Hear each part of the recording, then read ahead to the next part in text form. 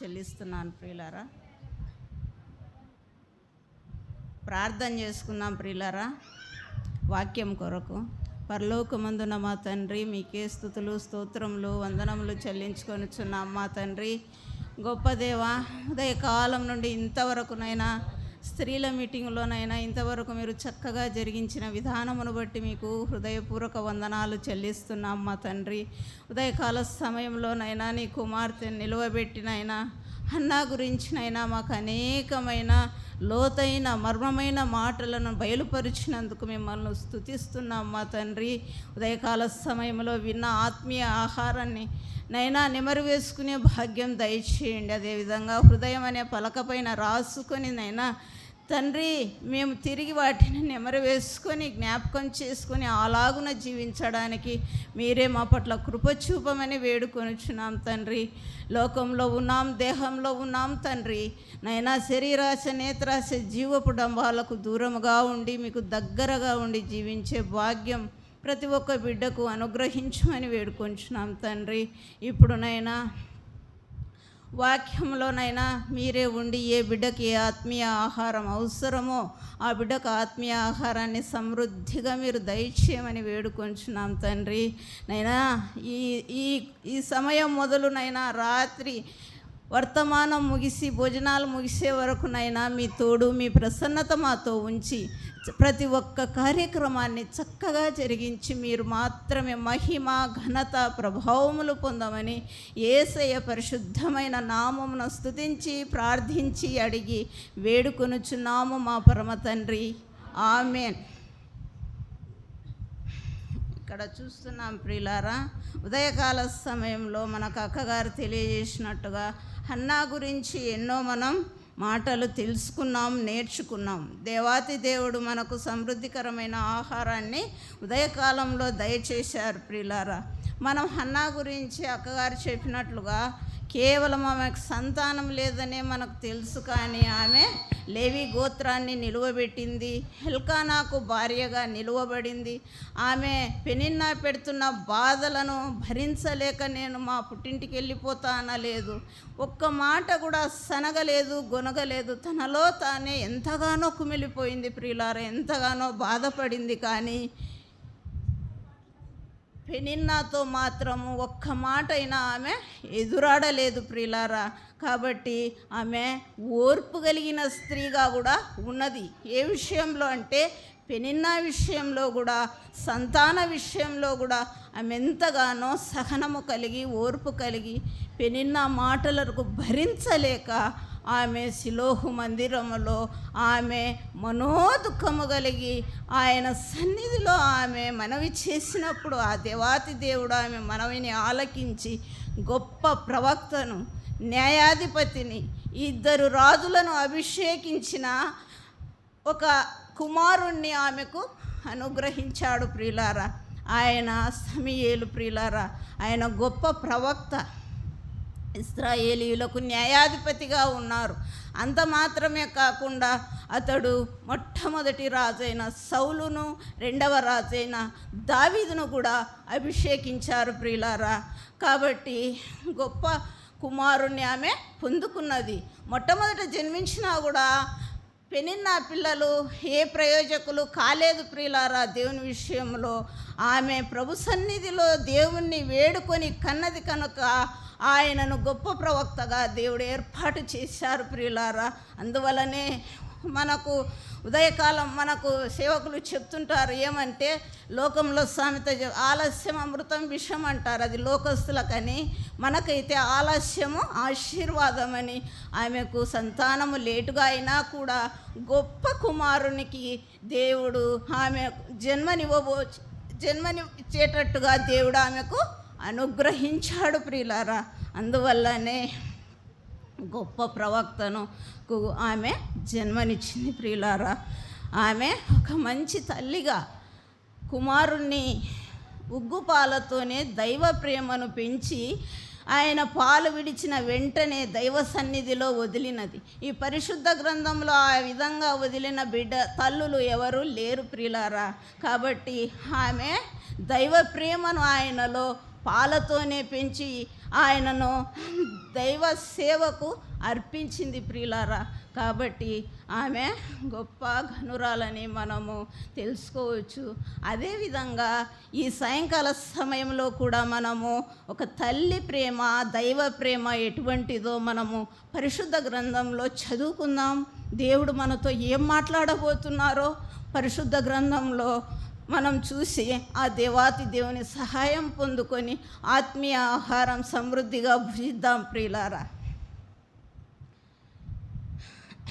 యెషయా గ్రంథము 49వ అధ్యాయము 15వ వచనం 16వ వచనంలో మొదటి లైన్ చదువుకుందాం ప్రియులారా. తల్లి ప్రేమ ఏదో, దైవ ప్రేమ ఏదో మనము తెలుసుకుందాం ప్రియులారా. యెషయా గ్రంథము 49వ అధ్యాయము 15వ వచనము 16వ వచనము మొదటి లైను.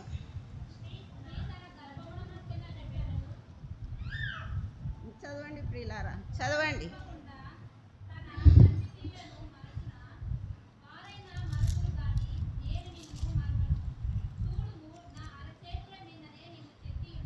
చాలమ్మా. చూడండి ప్రియులారా, నవమాసములు మోసి కన్న తల్లి మనలనైనా మరుస్తుందంట, కానీ ఆ దేవాతి దేవుడు నేను మిమ్మును మరవను, చూడు మన అరచేతులలోనే చెక్కి ఉన్నానని దేవుడు సెలవిస్తున్నారు ప్రియులారా. ఏ విధంగా అంటే, మన తల్లి కుమారులైతే తల్లి తండ్రి చెప్పిన మాట వినకుంటే విసుక్కుంటాం. కొందరైతే ఇంకా దేవుని ఎరిగని వారు చావు పోరా అని కూడా అంటారు ప్రియులారా. ఆ విధంగా మన కడుపున పుట్టిన బిడ్డలను వాళ్ళలో సరి అయిన ప్రవర్తన లేకపోతే సావు పోరాను, నాకు పుట్టి వేస్ట్ అంటాం ప్రియులారా. కానీ దేవాతి దేవుడైతే అలాగూ అనరు ప్రియులారా.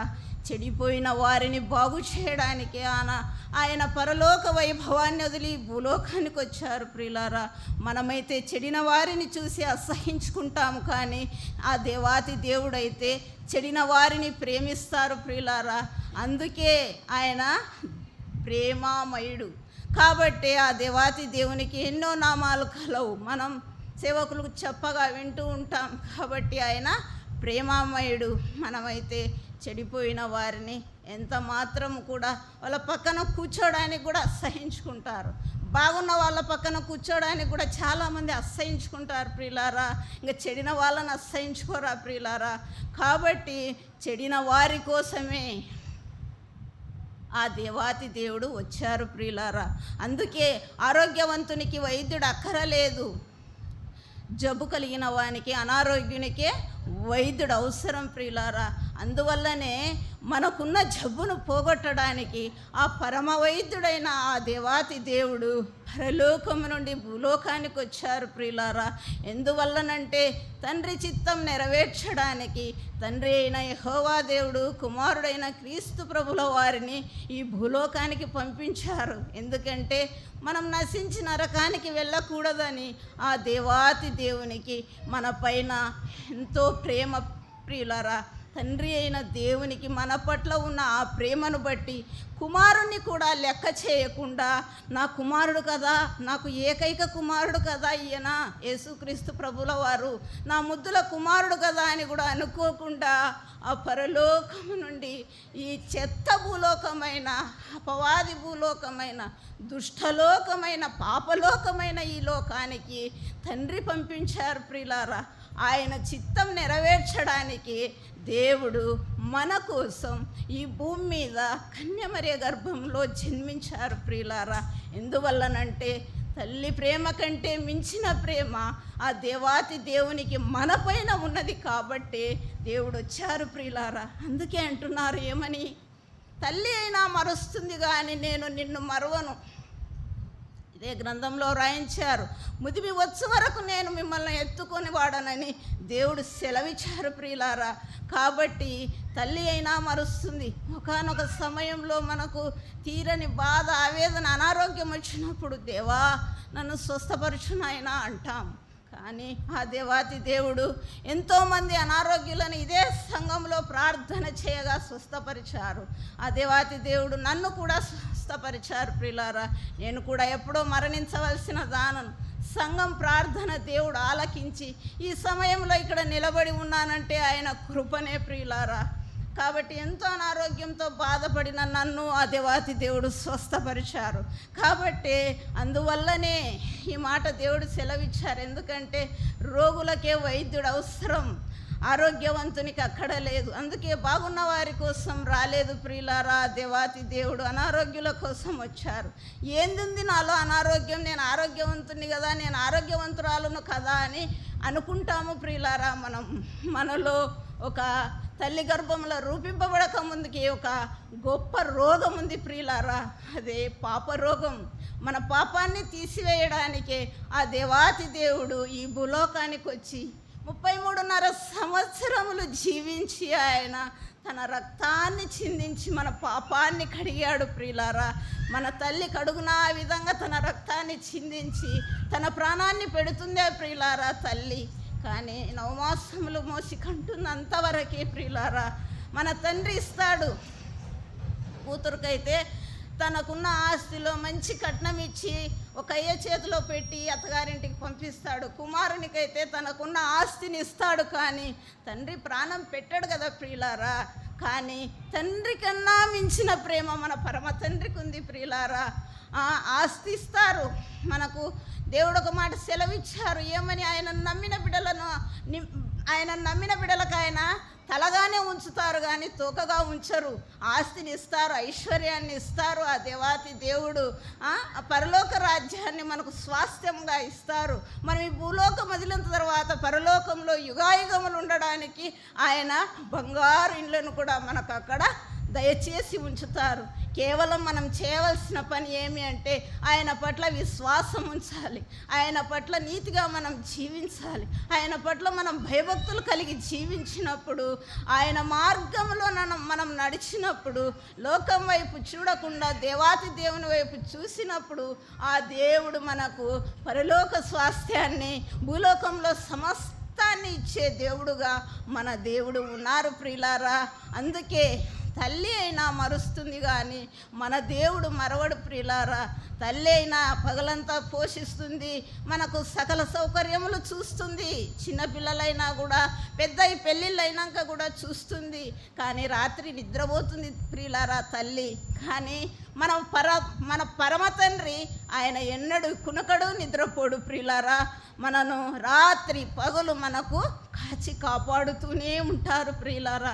కాబట్టి మనకు దైవ ప్రేమ గొప్పదని మనము రుజువుపరచవచ్చు ప్రియులారా. తల్లి ప్రేమ కంటే పరమ తండ్రి అయిన ఆ దేవాతి దేవుని ప్రేమ మనకు మిన్న అయినది.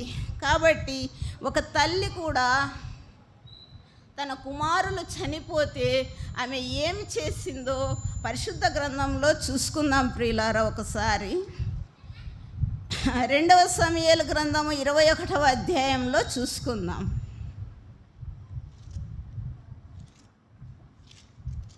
2వ సమూయేలు గ్రంథం 21వ అధ్యాయం 8వ వచనం నుండి చదువుకుందాం ప్రియులారా కొన్ని వచనాలు.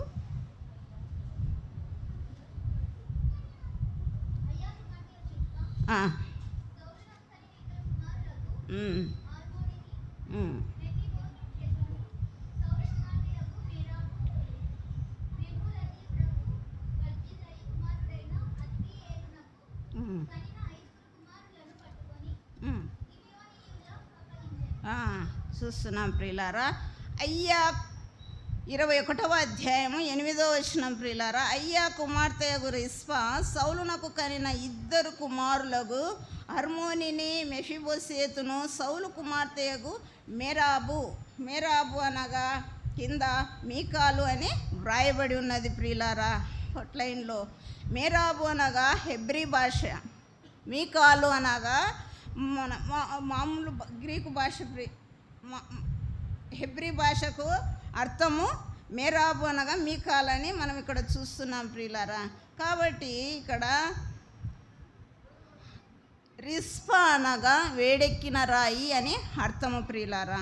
రిస్పా అనగా వేడెక్కిన రాయి.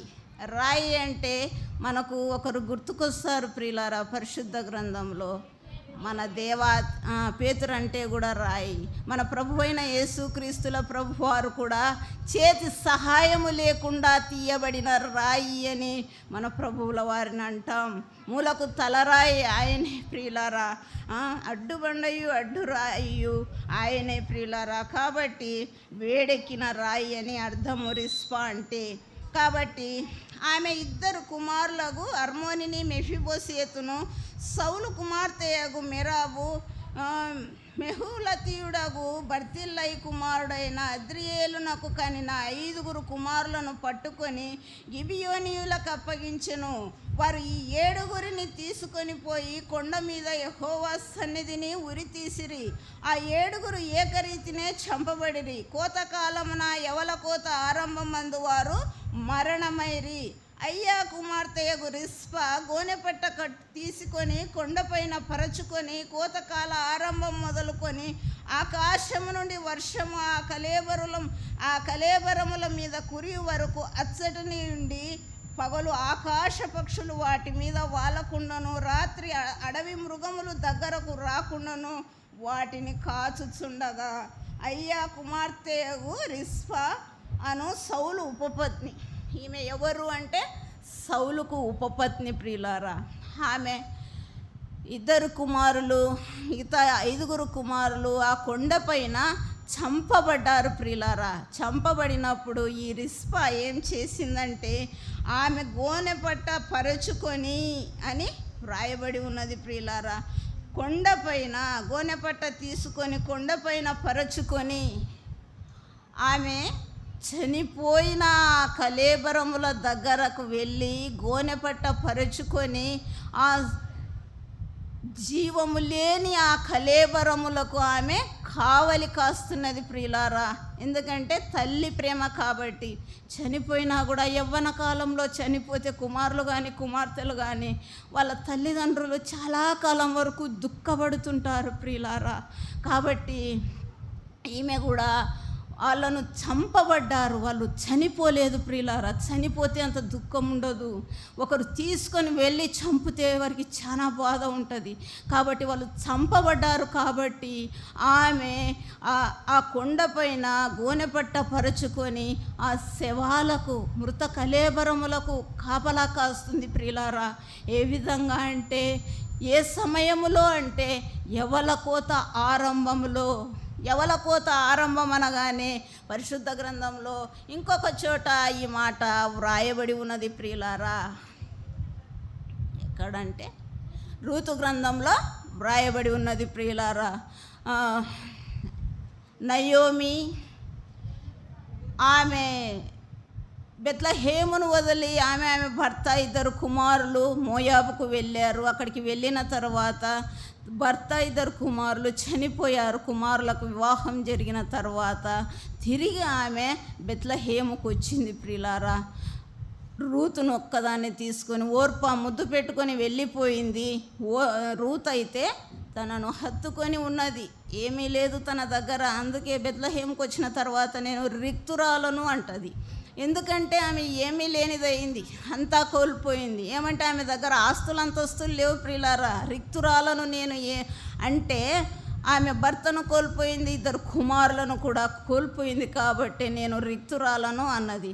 కాబట్టి వాళ్ళు ఏ సమయంలో మోయాబు నుండి బెత్లెహేముకు వచ్చారంటే అక్కడ కూడా వ్రాయబడి ఉన్న మాట ఏమంటే యవల కోత ఆరంభంలో వాళ్ళు అక్కడికి వచ్చారు ప్రియులారా. ఇప్పుడు మనకు తెలిసిన మటుకే వ్యవసాయం చేసేవారికి చాలా మటుకు పెద్దవాళ్ళకు కూడా తెలిసే ఉంటుంది. వర్షాలు కురిసి వర్షాలు పడిన తర్వాత విత్తనం వేస్తాం. మళ్ళీ అడపాదడప 2 ఆ పంట పైరు చేతికి రావడానికి 2-3 వర్షాలు పడిన తర్వాత కోతకాలం వస్తుంది ప్రియులారా. అది మనందరికీ తెలిసిన విషయమే. కాబట్టి కోతకాల ఆరంభం అంటే వర్షాకాలము ముగియు కాలం అని అర్థం. వర్షాకాలం ముగియడానికి వచ్చింది. ఆ సమయములో ఆమె కొండపైన గోనెపట్ట పరుచుకొని అక్కడ ఉన్నది. ఇంకా కింది మాటలు చదువుకుందాం ప్రియులారా మనకు అర్థం కావడానికి.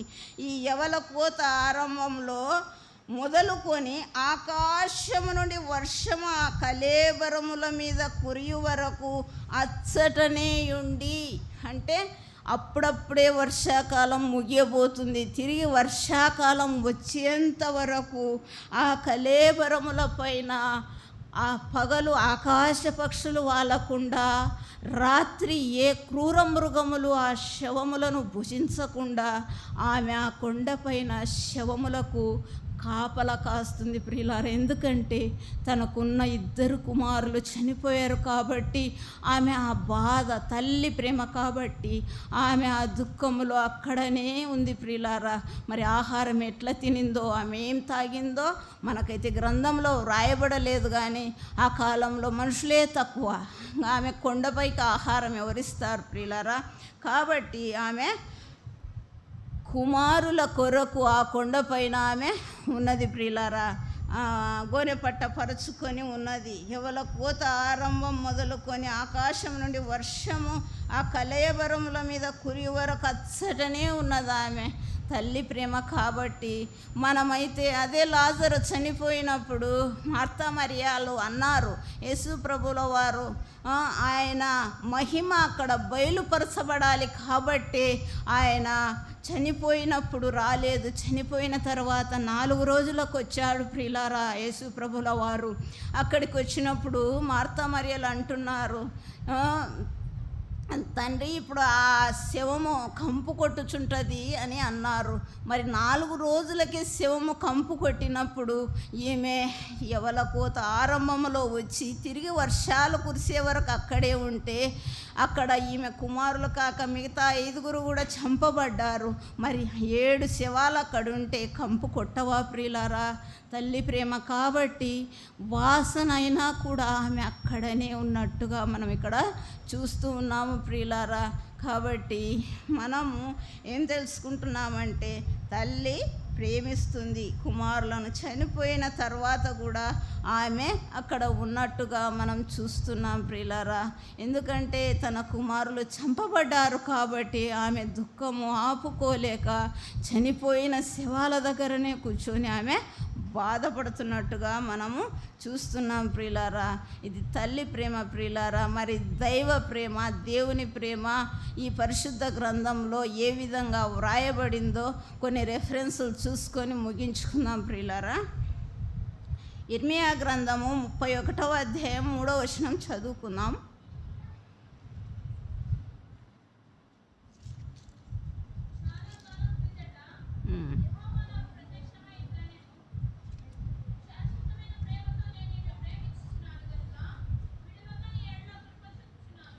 చాలమ్మా. చూడండి ప్రియులారా, దేవుడు సెలవిస్తున్నారు ఏమని? శాశ్వతమైన ప్రేమతో, అంటే మనల్ని ఎల్లప్పుడూ ఆయన ప్రేమిస్తూనే ఉంటారు ప్రియులారా. మనల్ని విడవక మన ఎడల కృప చూపుతుంటారు. మనకి ఏ ఆపద, ఏ కీడు, ఏ ప్రమాదము సంభవించకుండా దేవుడు కాచి కాపాడే దేవుడుగా మనకు దేవుడు ఉన్నాడు ప్రియులారా. కాబట్టి మనము ఏం తెలుసుకుంటున్నామంటే ఇక్కడ మనల్ని దేవుడు శాశ్వతమైన ప్రేమతో, నిత్య ప్రేమతో మనల్ని ప్రేమిస్తున్నారు. మనము జీవించినంత కాలము, మనల్ని భూలోకంలో ఉన్నంత కాలము దేవుడు ప్రేమిస్తూనే ఉంటారు ప్రియులారా. మరి ఈ భూలోకంలో ఉన్నప్పుడే ప్రేమిస్తారా? మనం ఈ భూలోకం వదిలిన తర్వాత ప్రేమించరా అంటే, అప్పుడు ఆయన ప్రేమిస్తున్నారు కాబట్టే, ప్రేమిస్తారు కాబట్టే మనల్ని పరలోక రాజ్యానికి వారసులుగా చేశారు ప్రియులారా. ఆ దేవాతి దేవుడు యుగాయుగములు సదాకాలము ఆయన దగ్గర మనం ఉండే భాగ్యం మనకు అనుగ్రహించారు ప్రియులారా. అందుకే ప్రకృతి అంతా దేవుని మాట వింటుంది, కానీ మనలను ఆయన ప్రాణం పెట్టి రక్షించి ప్రేమించినందుకు మనం ఆయన మాట వినము ప్రియులారా. ఎందుకంటే ఖాతరు చేస్తాం ఆ దేవాతి దేవుని ప్రేమ. ఎందుకంటే మనల్ని కునకక నిద్రపోక ప్రేమిస్తున్నాడు కదా. అది అంటారు చూడు, ఏదైనా ఎక్కువైతే వెక్కసమవుతుందని. కాబట్టి దేవుని ప్రేమ మనకు ఎక్కువైంది కాబట్టి మనకు వెక్కసమైనాడు దేవుడు. అందుకే అక్కగారు చెప్పినట్టుగా వారకుడికలకు రాలేము, ఆదివారం కూడా బల్ల తీసుకోవడం, వెళ్ళిపోవడం. ఎందుకంటే ఆయన ఎప్పుడు మనల్ని ప్రేమిస్తున్నాడు కదా. ఆపద వచ్చినప్పుడు, అనారోగ్యం వచ్చినప్పుడు, ఏదైనా అవసరం అన్నప్పుడు దేవా ప్రార్థన చేసుకునేది, ప్రకటనలు రాయించేది, తర్వాత దేవుణ్ణి మరిచిపోయే రకం మానవులమైన మనం. అందుకే నోరు లేని పశువులు సైతం దేవుని మాట విన్నాయి, ప్రకృతి విన్నది, దేవుడు మాత్రం వినలేదు ప్రియులారా. చాలా విషయాలలో మనం అందరం కూడా దేవుని మాట ఖాతరు చేస్తాం. ఇది దేవుని చిత్తం కాదు, ఇది దేవునికి ఇష్టమైన పని కాదు అని తెలిసి కూడా మనం చేస్తూ ఉంటాం ప్రియులారా కొన్ని. ఎందుకంటే దేవుడు మనల్ని ఎక్కువ ప్రేమిస్తున్నాడు కాబట్టి, ఎందుకంటే భూత భవిష్యత్ వర్తమాన కాలాలలో ఉండే దేవుడు కాబట్టి ఆయన నిరంతరము మనల్ని, అందుకే పరిశుద్ధ గ్రంథంలో వ్రాయమని, దినమెల్లా చేతులు చాపి మన వైపు చూస్తున్న ఆ దేవుని పట్ల మనకు ప్రేమ తక్కువ ప్రియులారా. దేవుని ప్రేమ మనలో చాలా తక్కువ. ఇంకొక రెఫరెన్స్ చూసుకుందాం. యోహాను సువార్త 3:16 కూడా వ్రాయబడింది. ఏమని అంటే, దేవుడు లోకమును ఎంతో ప్రేమించెను. లోకమనగా మనమే కాబట్టి ఆయన మనల్ని ఎంతగానో ప్రేమిస్తూ ఉన్నారు ప్రియులారా. అదే మొదటి యోహాను పత్రిక 4వ అధ్యాయం 9-10 వచనాలు చూసుకుందాం ప్రియులారా. మొదటి యోహాను పత్రిక 4వ అధ్యాయము 9-10 వచనాలు.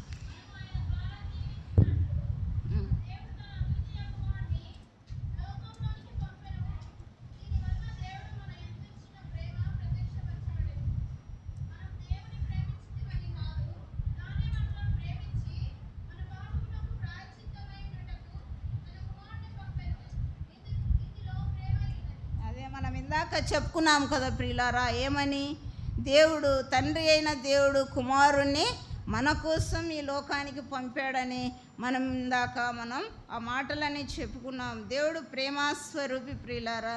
ప్రేమ లేనివాడు దేవుని ఎరగడు. మనం ఆయన ద్వారా జీవించినట్లు దేవుడు తన అద్వితీయ కుమారుని లోకంలోనికి పంపెను. దీని వలన దేవుడు మన యందుంచిన ప్రేమ ప్రత్యక్షపరచబడెను. మనము దేవుని ప్రేమించితిమది కాదు, తానే మనలను ప్రేమించి మన పాపములకు ప్రాయశ్చిత్తమై ఉండుటకు తన కుమారుని పంపెను. చూడండి ప్రియులారా, ఇందులో ప్రేమ ఇమిడి ఉన్నది. దేవాతి దేవుడు తండ్రి అయిన దేవుడు కుమారుడైన క్రీస్తు ప్రభుల వారిని ఈ లోకానికి పంపారు ప్రియులారా. లేకుంటే మన పాపములకు విమోచన లేదు, మనకు నిత్య నరకమే ప్రియులారా. మన గతి ఏది అంటే నిత్య నరకమే. ఆ తండ్రి అయిన దేవుడు కుమారుణ్ణి ఈ లోకానికి పంపకపోతే, మనలను ప్రేమించి తండ్రి అయిన దేవుడు కుమారుని లోకానికి పంపకపోతే మనకు ఆరని అగ్ని తీరని బాధనే ప్రియులారా. కాబట్టి మనము ఆ దేవాతి దేవుణ్ణి ఇక నుండైనా ఇప్పటి నుండైనా, అక్కగారు కూడా చెప్పారు మనకు ఏమని, మనం ఉదయం లేవంగానే దేవునితో మనం మాట్లాడాలి, మనం దేవునితో మాట్లాడాలి. దేవుడు మనతో మాట్లాడాలి అంటే ప్రార్థన, గ్రంథ ధ్యానం అని 2 అర్థాలన్నమాట. ప్రార్థన చేసుకోవాలి, మనము దేవునితో మాట్లాడుట, బైబిల్ ధ్యానించడం, దేవుడు మనతో మాట్లాడుట. కాబట్టి ఈ 2 కార్యక్రమాలు చేసినప్పుడు మనలను దేవుడు నిత్యము ఏ ఆపద ఏ కీడు జరగకుండా కాపాడుతారు. అంతేకాకుండా ఆత్మీయతలో మనం ఎదుగుతాం. అంతేకాకుండా అపవాది మనల్ని అంటకుండా ముట్టకుండా ఉంటారు ప్రియులారా. వాని క్రియలు లయమైపోతాయి ప్రియులారా. కాబట్టి ఇంకో రెఫరెన్స్ చూసుకుందాం ప్రియులారా. ఎఫెసీలకు రాసిన పత్రిక 5వ అధ్యాయం 2వ వచనం చూసుకొని,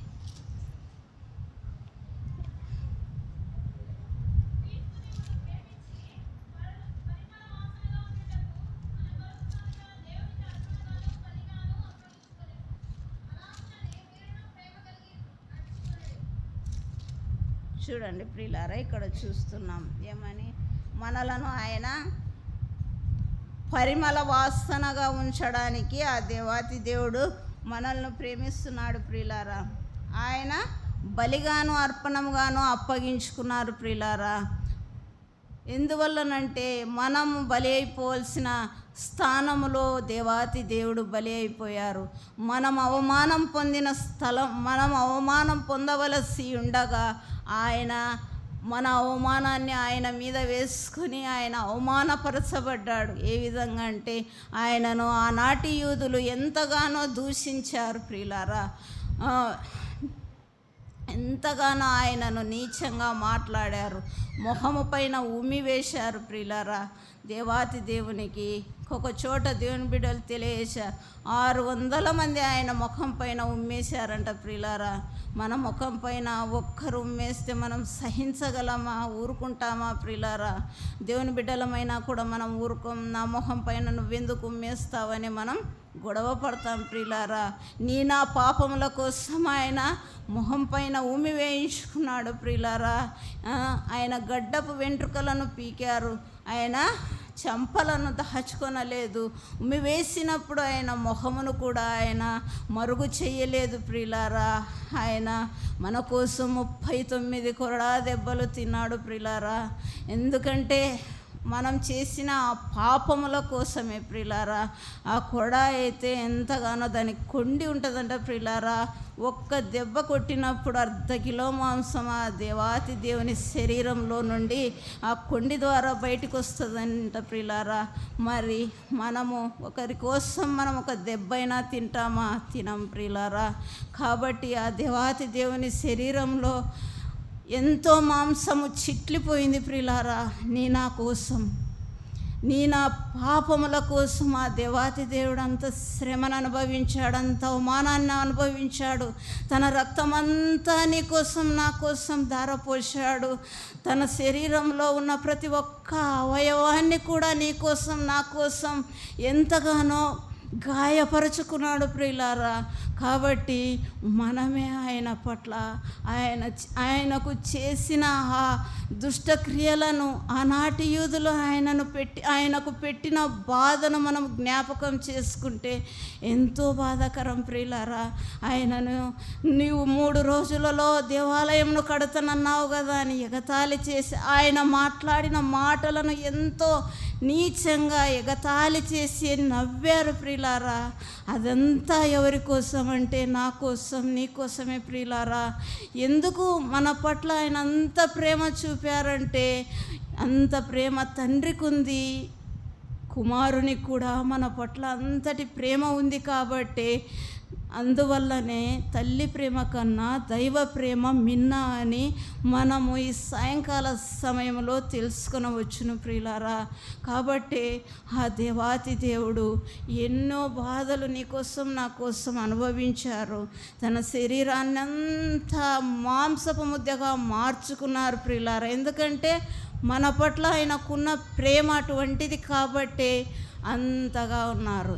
ఈ లోకంలో ఉన్న మానవులైతే మనకు సహాయం చేయాలంటే ఏదో డబ్బు సహాయం చేస్తారు, తిరిగి నాకు చేతి బదుల్లాగానైనా అయ్యి నువ్వు ప్రాణ స్నేహితుని కాబట్టి నీకు ఇస్తున్నానని అంటారు. కానీ ఒకవేళ వడ్డీ తీసుకోకపోవచ్చు, ఇంకా అంతకు మించి ఏ సహాయము ఏ మేలు ఎవరు చెయ్యరు ప్రియులారా.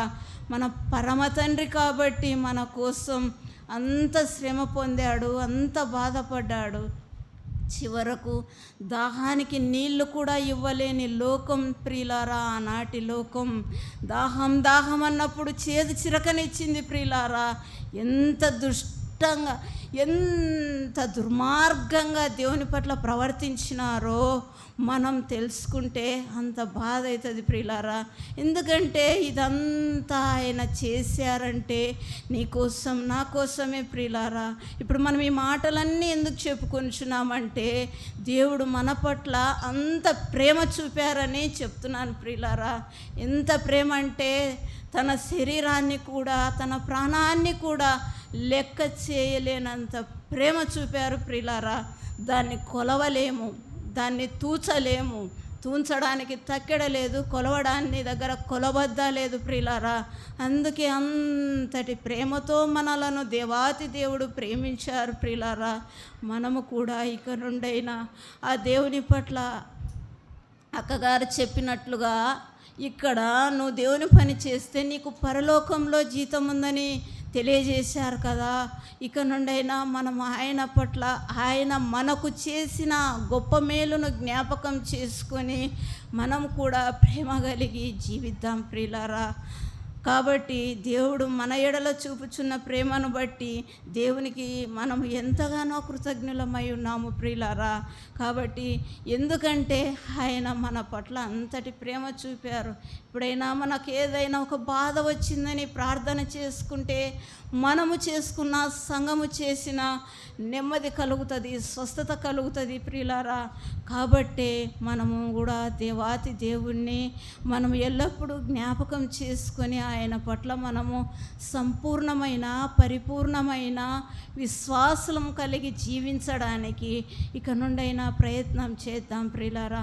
అక్కగారు చెప్పినట్టుగా కనీసం ఒక అర్ధగంట అయినా, ఎంత సమయం లేకపోయినా ఒక అధ్యాయం చదువుకొని ఒక 10 నిమిషాలు ఉదయకాల సమయంలో ప్రార్థన చేసుకొని మన దిన జీవితాన్ని మొదలుపెట్టుకొని ఆ విధంగా జీవిద్దాం ప్రియులారా.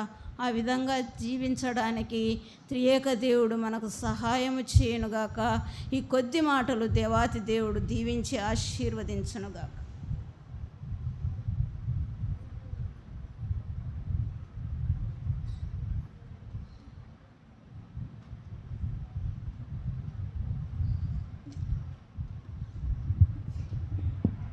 థ్యాంక్స్ ఆంటీ, చక్కటి వర్తమానాన్ని అందించినందుకు థ్యాంక్స్ చెల్లిస్తున్నాం. ఎగ్జాక్ట్లీ టైం ఎంత చెప్పింటే ఆంటీ టైం కరెక్ట్గా ఫాలో అయింది. Okay aunty, thank you so much. Night మరలా మనకి బయట ఎవరైనా ఉన్నారా? పుష్పరాజ్ అంకుల్ వాళ్ళు, అంకుల్ ఇస్సాక్ అంకుల్ వాళ్ళు టీ బ్రేక్ ఉందంటే వీళ్ళని మేము క్లోజింగ్ ప్రేయర్తో మేము క్లోజ్ చేస్తాం. ఒకసారి మాకు ఇంటిమేషన్ ఇస్తే ఓకే.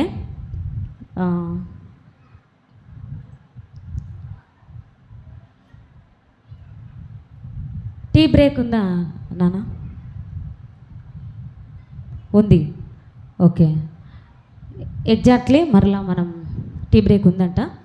ఓకే, క్లోజింగ్ ప్రేయర్ చేసుకొని వెళ్ళగలిగిన వాళ్ళు వెళ్ళండి, వెళ్ళలేని వాళ్ళు ఇక్కడ రెస్ట్ తీసుకొని మరలా ఎగ్జాక్ట్లీ నేను అనుకుంటున్న సాంగ్స్ పాడటానికి ఆసక్తి గలవారు ఉన్నారు గనక మీకు వీలైనంత త్వరగా మీరు రాగలిగితే వీలైతే 6:45కే మనం స్టార్ట్ చేద్దాం.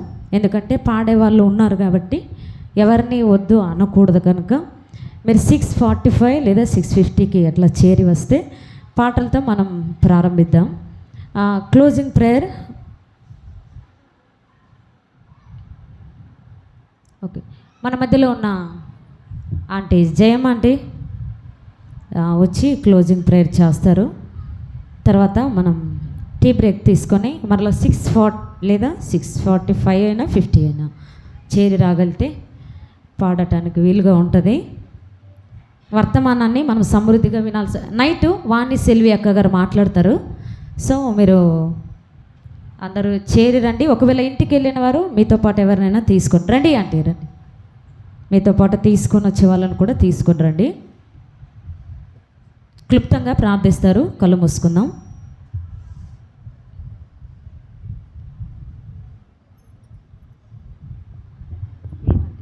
పరిశుద్ధుడా, ప్రేమగల తండ్రి, దయగల నాయన, కృపగల మా దేవ, పరిశుద్ధుడా నీ పాదములకు వందనములు, స్తోత్రములు చెల్లించుకుంటున్నాం తండ్రి. పరలోక రాజ్యమందు దేవదేవ యెహోవా, ఆకాశమందు అత్యున్నతమైన సింహాసనమందు ఆసీనుడవై దేవదూతల చేతను శిరూపుల చేతను పరిశుద్ధుడు పరిశుద్ధుడని ప్రతి గానముల చేత మహిమాను పొగడబడుతున్న మా పరమ తండ్రి, మీ పరిశుద్ధ నామమునకు దేవా మా హృదయపూర్వక కృతజ్ఞతాస్తుతులు స్తోత్రం చెల్లించుకుంటున్నాం తండ్రి. సంఘములనైనా నువ్వు దీవించి ఆశ్రయించినంతవరకు కాపాడి రక్షించిన ప్రభువానికి స్తోత్రములు దేవా. సంఘమునైనా ఆశించిన రీతిగా ప్రతి ఒక్క మీటింగులోనూ తోడు నీడగా ఉన్నావు.